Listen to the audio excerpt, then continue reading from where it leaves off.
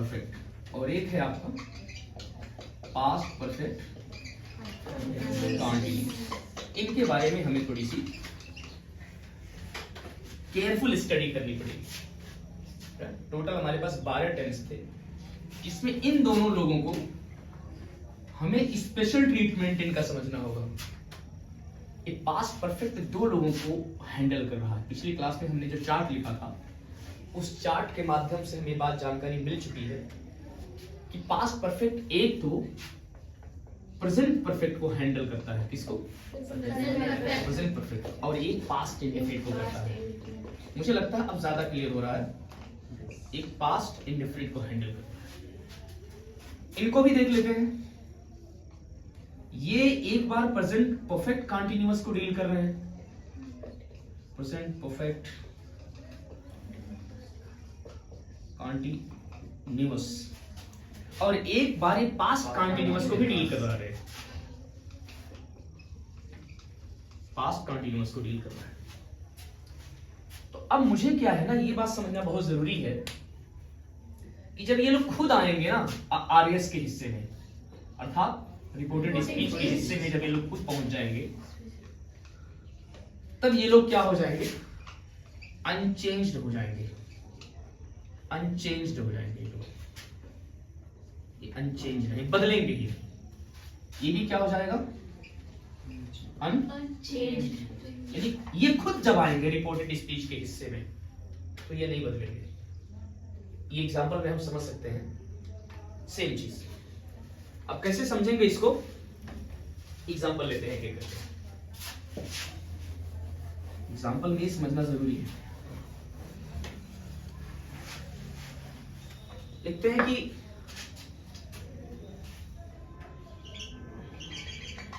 Example number के हिसाब से लिखेंगे। एग्जाम्पल 1 लेते हैं। स्टार्टिंग से समझते हैं, सिंपल प्रेजेंट से समझते हैं। He said to me, I call him। सीधी सी बात है। एग्जाम्पल 1 में ये पास्ट में है।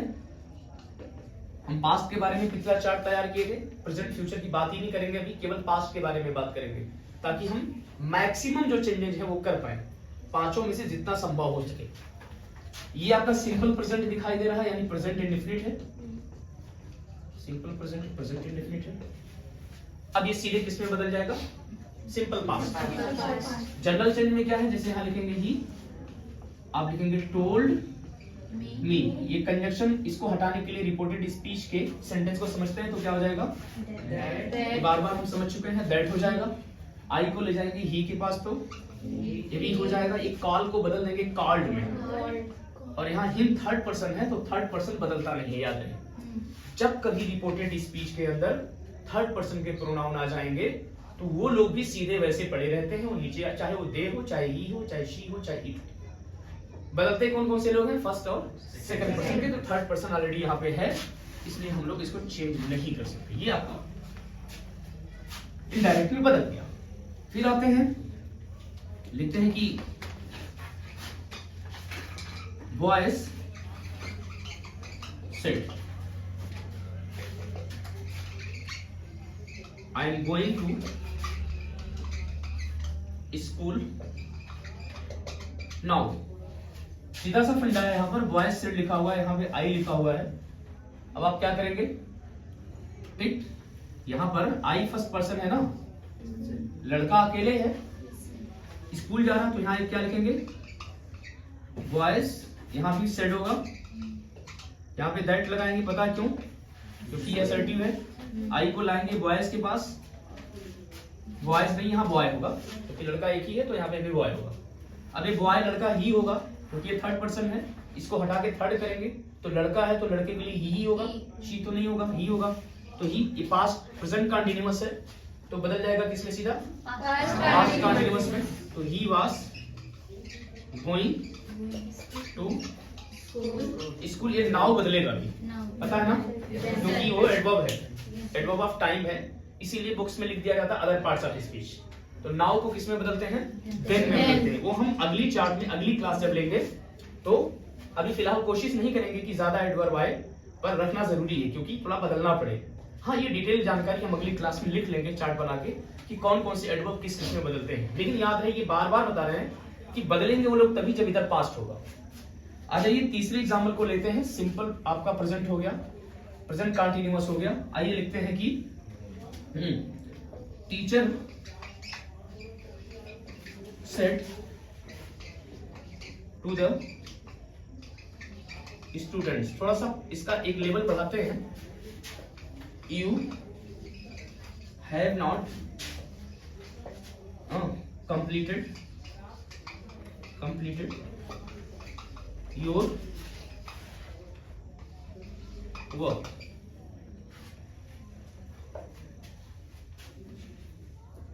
today। ये एग्जांपल थोड़ा सा अच्छा है। देखिए ये पास्ट है, सबको दिखाई दे रहा पास्ट है। तो अगर ये पास्ट है तो इसका टेंस भी पास्ट में जाना है। यहाँ पर ऑब्जेक्ट दिखाई दे रहा है, इसका मतलब ये टोल्ड होगा। तो क्या लिखेंगे? एग्जाम्पल नंबर 1 था, एग्जाम्पल नंबर 2 था और एग्जाम्पल नंबर 3 है नंबर के हिसाब से। तो teacher told the students, clear है? यहां दैट लगना है, भी क्लियर है? दैट लगना है ना? यू सेकंड पर्सन है, इस सेकंड पर्सन को हम लेके आएंगे किसके पास? स्टूडेंट्स के पास। और आपको पता है कि स्टूडेंट एक हिसाब से अगर बात करेंगे तो ये आपका कॉमन नाउन है ना? कॉमन नाउन में लड़की लड़का सभी स्टूडेंट हो सकते हैं, ये भी क्लियर है? ठीक, तो ये यू सेकंड पर्सन है, हम इसके पास आएंगे रिपोर्टिंग वर्ब के ऑब्जेक्ट के पास, ये थर्ड पर्सन है। और ये अभी क्या है? आप बहुत सारे लड़के हैं, यहाँ पर सिंगुलर भी होता है, प्लूरल भी, लेकिन यहाँ पर ऑब्जेक्ट बहुत सारे हैं। तो इसका मतलब अगर बहुत सारे लड़के होंगे, बहुत सारे लड़के होंगे ना वहां पे। अगर यहाँ बच्चों से कहा गया है ना, यहाँ बच्चे से भी कह सकता था टीचर। अगर यहाँ स्टूडेंट होता तो यू को हम सिंगुलर कंसीडर कर लेते। जैसे अगर मान लिया आप अकेले यहाँ पर हैं, मैं आपको यू कह के बुला रहा हूँ, तो इसका मतलब आप अकेले हैं। इतने सारे लोग अगर बैठे हुए हैं तो इसका मतलब यू अकेले नहीं है, ये बहुत सारे लोग हैं। तो इसका मतलब स्टूडेंट क्या थर्ड पर्सन है? थर्ड पर्सन है। थर्ड पर्सन ये है तो इसको भी थर्ड पर्सन में ले जाएंगे। बट बहुत सारे बच्चे हैं तो इसका मतलब इसको भी बहुत सारे बच्चों के लिए थर्ड पर्सन को ही चूज करिए। क्या होगा? दे होगा। सिंपल है। आप क्या लिखेंगे? That they. अब यहाँ पर हैज हैव आता तो क्या प्रेजेंट परफेक्ट को किसमें बदलेंगे? Past perfect. तो यहाँ क्या हो जाएगा? हैड। बाकी यहाँ देख रहे हैं नॉट वगैरह सब लग जाएगा। कंप्लीटेड भी आप लगा देंगे, सब कुछ ठीक है। यहाँ फिर योर आया है, योर आया है। तो जब यू के साथ योर होता था तो दे के साथ क्या होता है? नहीं, देयर होता है। यहाँ पर देयर होगा क्योंकि ये योर जो है ये पोसेसिव केस है। नॉट कंप्लीटेड देयर वर्क, यहां तक क्लियर है? अब यहाँ पर टुडे आया हुआ है, यहाँ पर देखिए टुडे आया हुआ है, ये टुडे है। टुडे किसमें बदलता? That day. टुडे किसमें बदलेगा? बोर्ड छोटा है, समझ जाते हैं। एक बार फिर से देखते हैं वापस। सेड टू को हमने टोल्ड में बदला, इसलिए बदला क्योंकि ये असर्टिव था और असर्टिव में रिपोर्टेड स्पीच, रिपोर्टिंग वर्ब जो होता है वो टोल्ड हो जाता है। हमने दैट क्यों लगाया? क्योंकि असर्टिव था इसलिए दैट लगाया। प्रेजेंट परफेक्ट को हमने पास्ट परफेक्ट में बदला, यू को हमने ऑब्जेक्ट के हिसाब से बदला क्योंकि रूल है। रूल कहता है कि अगर रिपोर्टेड स्पीच में ऑब्जेक्ट और सब्जेक्ट सेकंड पर्सन हो तो हम रिपोर्टिंग वर्ब के ऑब्जेक्ट के हिसाब से बदलते हैं। तो रिपोर्टिंग वर्ब का ऑब्जेक्ट स्टूडेंट है और एक थर्ड पर्सन है, प्लूरल नंबर है। तो थर्ड पर्सन के प्लूरल, थर्ड पर्सन के टोटल 4 प्रोनाउन है, ही शी इट दे। तो एक ही तो है उसमें दे, एक ही। और ये कॉमन नाउन है ऑलरेडी, तो वो भी दे भी कॉमन नाउन है। तो ऑलरेडी हमने क्या लगा दिया? सब्जेक्ट दे कर दिया। हैज हैव अगर प्रेजेंट परफेक्ट में है तो किसमें बदलेगा? पास्ट परफेक्ट में बदलेगा। और अगर यहाँ पर कोई अदर पार्ट्स ऑफ स्पीच आया तो हम उसके अकॉर्डिंग उसको बदल देते हैं। तो जैसे टुडे आया था तो हमने क्या कर दिया? That day. इसका मतलब हमारे पास कितने एग्जांपल हो गए? ये हमारे पास यहाँ पर जो है यहाँ पर वॉइस, ये चलिए ठीक। अब ये 1 2 3 3 एग्जांपल समझ में आ गए हैं। आगे चौथे एग्जाम्पल को भी समझते हैं। चौथे एग्जाम्पल को भी समझते हैं।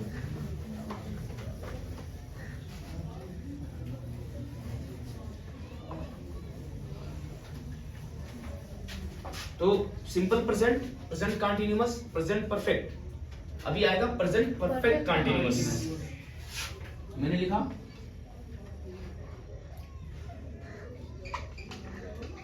Doctor said, doctor said you have not taking medicines for a month. You have not, यहाँ पर been हो गया। अभी प्रेजेंट परफेक्ट कंटीन्यूअस है, इसको बदलेंगे सीधा पास्ट परफेक्ट कंटीन्यूअस में। सिंपल है, वही फंडा यहाँ पे भी, ये सेड बदलेगा किसमें, डॉक्टर सेड ही रहेगा यहाँ पर, क्योंकि कुछ है नहीं तो सेड। आप क्या बताएंगे यहाँ पर, दैट यू सेकंड पर्सन है, कुछ आया नहीं इधर ऑब्जेक्ट, तो या तो फर्स्ट पर्सन का मानेंगे या तो थर्ड पर्सन, या तो फर्स्ट का मानेंगे या तो थर्ड का मानेंगे। तो यहाँ अगर हम मान लें किसी को, मान लीजिए हमने मी को मान लिया फर्स्ट पर्सन को, या हिम भी मान सकते थे, हर भी मान सकते थे थर्ड पर्सन का, सेकंड पर्सन का नहीं मानेंगे क्योंकि ये सेकंड ऑलरेडी है। अब यहाँ पर हम दैट लगा देंगे ऑलरेडी, दैट लगाने के बाद यू को ले जाएंगे मी के पास, तो क्या हो जाएगा, आई हो जाएगा। और यहाँ जहां पर हैज बीन है, हैव बीन है, वहां क्या हो जाएगा, हैड नॉट बीन। बाकी टेकिंग मेडिसिन्स, बाकी इधर कोई चेकिंग होना नहीं है फॉर अ मंथ। तो यहां तक तो हम क्लियर कर लिए 4। अब आते हैं नंबर सिंपल पास्ट पे पहुंचेंगे, वो सबसे ज्यादा जरूरी है। एग्जांपल नंबर 4 आते हैं, एग्जांपल नंबर 5 लिखते हैं कि he said to boy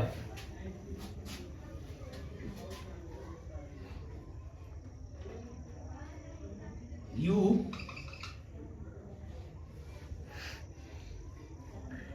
worked hard for your exam. यहां समझना बहुत जरूरी है, यहां हम स्टार भी इसलिए बना दे रहे हैं आपके सामने क्योंकि ये वही चीज है जो हम पिछले क्लास में समझ रहे थे बार बार फ्रीक्वेंटली। ये पास्ट इंडेफिनिट आया है, एक बार ऑलरेडी प्रेजेंट इंडेफिनिट को पास्ट इंडेफिनिट में हमने बदला है, पर अभी खुद ही पास्ट इंडेफिनिट आ गया। यहां जब प्रेजेंट इंडेफिनिट हुआ करता था तो हम उसे पास्ट इंडेफिनिट में करते थे, पर अभी क्या है कि पास्ट इंडेफिनिट खुद ही आ चुका है।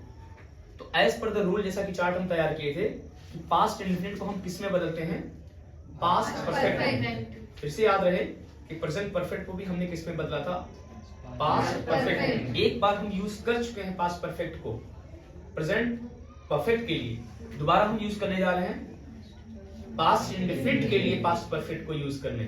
तो ये ज्यादा इंपॉर्टेंट होता है, इसलिए 5वें एग्जांपल को हम बार बार समझ लें।